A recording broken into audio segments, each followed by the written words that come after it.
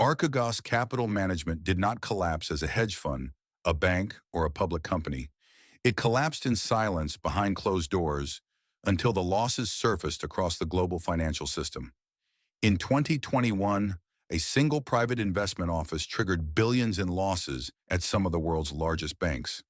There was no fraud charge, no public warning, and no regulatory alarm beforehand. What failed was not transparency, but visibility itself. Archegos revealed how modern finance can concentrate enormous risk in places that are structurally invisible. The collapse was sudden, but the conditions for it were built patiently. This is the story of how a private actor, operating outside public scrutiny, exposed fragilities inside institutions that were supposed to be resilient. Archegos Capital Management was a family office founded by Bill Huang, managing wealth without outside investors. Unlike hedge funds, family offices operate with minimal disclosure requirements. Their activities are largely private, even when their positions are large enough to influence public markets. Huang had previously built and lost a hedge fund and later returned with Archegos, operating quietly through relationships with major banks. The firm used derivatives known as total return swaps to gain economic exposure to large equity positions without formally owning the shares. This allowed Archegos to build concentrated bets while remaining largely invisible to the market. Banks facilitated these trades, attracted by fees and collateral. Each institution saw only its own exposure, not the aggregate risk. Archegos appeared well capitalized and disciplined, operating within agreements that seemed controlled. Regulators paid little attention. Archegos was not classified as systemically important. It did not manage public money. Its existence barely registered in financial reporting. That invisibility would later become central to the collapse. Archegos sold discretion and efficiency. The structure promised flexibility without scrutiny, scale without disclosure. To banks, Archegos appeared as a sophisticated counterparty using standard instruments. Risk was framed as collateralized and manageable. Exposure was treated as bilateral, not systemic. The use of derivatives created the illusion of separation.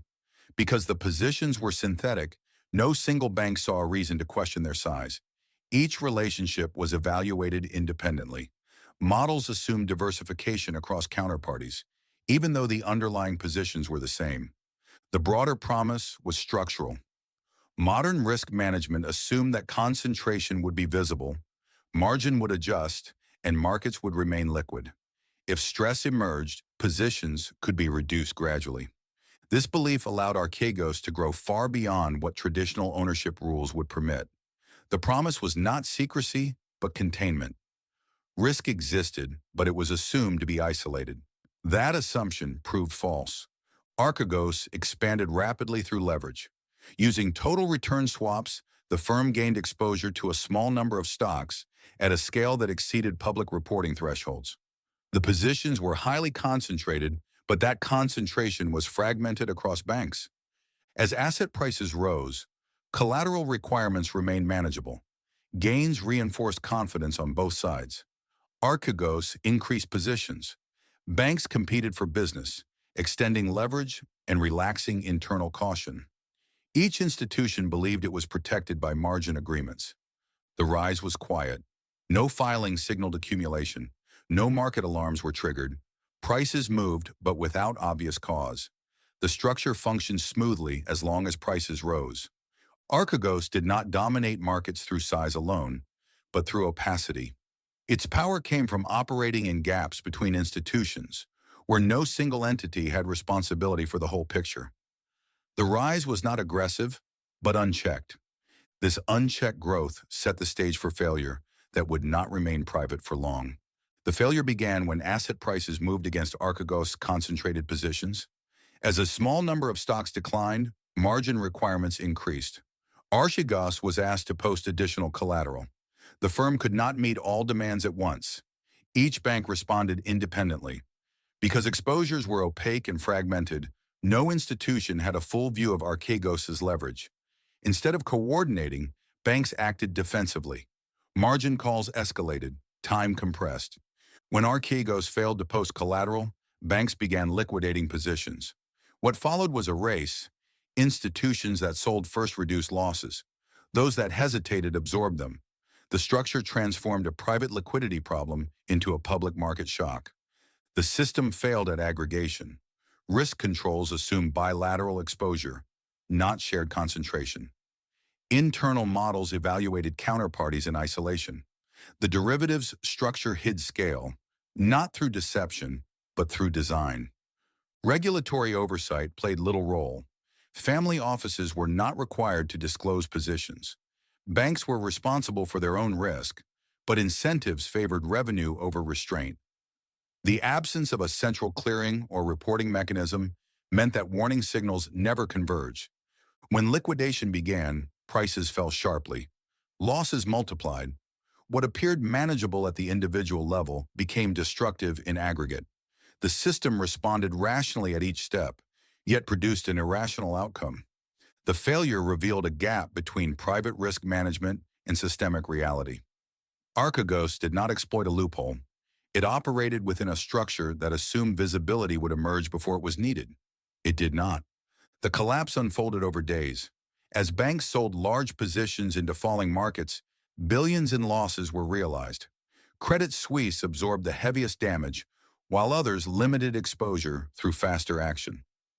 Archegos ceased operations quietly. There was no bankruptcy court spectacle, no public rescue. The firm simply disappeared, leaving banks to reconcile losses. Markets reacted to the forced selling, but broader contagion was contained. The damage was uneven, not universal. This limited the immediate systemic impact, but did not diminish the lesson. The collapse demonstrated how quickly private leverage could become public instability. It was not the size of Archegos that mattered, but its position between institutions. The failure was rapid, asymmetric, and decisive. In the aftermath, banks reassessed counterparty risk and exposure to family offices. Regulatory scrutiny increased, but structural change was limited. Disclosure rules were discussed, but largely unchanged. For institutions involved, the lesson was painful. Risk that cannot be seen cannot be managed. Incentives that reward volume over visibility amplify fragility. Archegos became a case study rather than a catalyst. The system absorbed the loss without reforming the conditions that allowed it. Archegos did not fail because it was reckless. It failed because it was invisible. Modern finance assumes that risk becomes apparent before it becomes dangerous. Archegos proved that assumption wrong. When leverage is distributed across institutions without coordination, no one is responsible for the whole. Systems built on bilateral trust struggle with collective exposure. The collapse was not about deception, but design. As long as structures allow scale without visibility, private failures will continue to surface as public shocks. Archegos was not an exception. It was a demonstration.